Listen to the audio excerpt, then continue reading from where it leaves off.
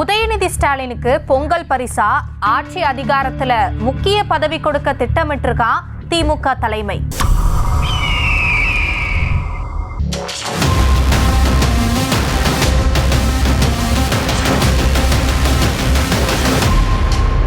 திமுக இளைஞரணி மாநாடு முடிஞ்சதும் கட்சியையும் ஆட்சியையும் வலுப்படுத்துற ஒரு புதிய முடிவெடுக்க இருக்கான் திமுக தலைமை.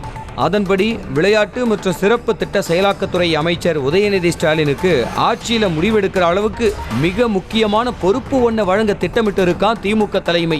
அது மட்டும் இல்லாம பல முக்கியமான துறைகளை அவரோட கட்டுப்பாட்டுல கொண்டு வர்ற எண்ணமும் இருக்கான். அவருக்கு ஆட்சியில முக்கிய பொறுப்பு கொடுக்கறது மூலமா கட்சியிலையும் இளைஞர்களை அதிக அளவில் ஈர்க்கிற திட்டமும் இருக்கான். அதுபடி பார்த்தா ஜனவரியில பொங்கல் நேரத்துல பதவியேற்பு இருக்கலாம்னு சொல்லப்படுது.